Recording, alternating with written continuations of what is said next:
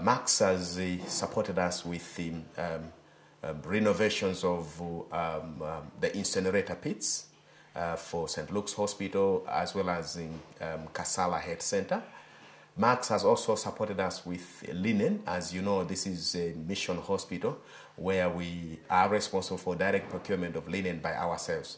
Now, looking at the factor that maybe our income that we generate through fees paid by the patients may not be enough to see us running the hospital, we sometimes request for a hand from donors, and Max has very positively responded to such kind of supports. You know, two of the really positive things that have happened in this year financially is for us as a hospital is one, to install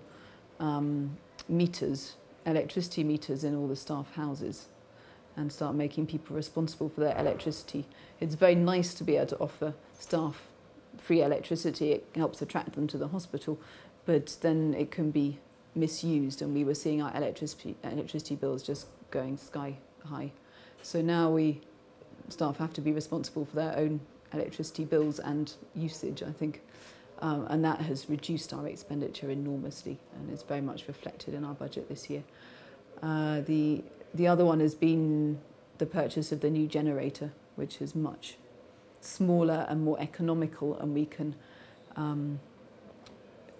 we can generate electricity for the most essential parts of the hospital, so the theatre, the laboratory, the pharmacy where the air conditioner is needed for the drugs.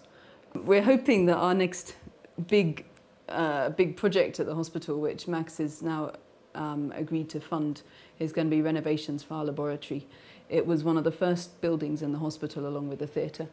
I've had visitors recently who were here in the 70s and say it looks really no different from how it looked then. There's been hardly any structural work done on it since it was built, which was 64 when the hospital opened here. And what diagnosis we can make is going to be based on the laboratory tests that are done. What we're needing done is to improve the state of the building.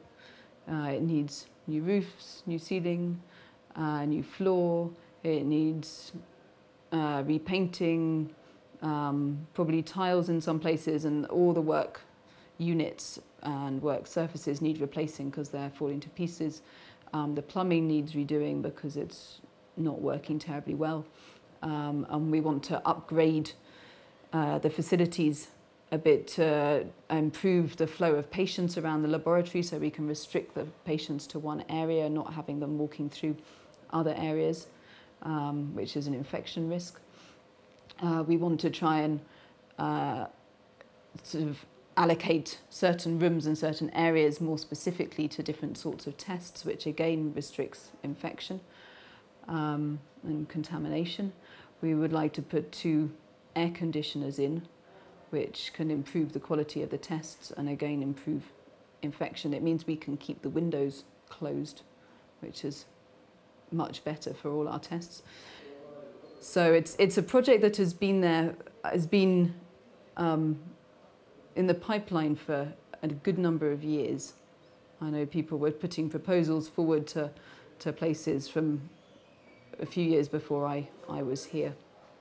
And so the fact that this might actually happen this year is, I think, very exciting for the laboratory staff and very exciting for the rest of the hospital staff as well.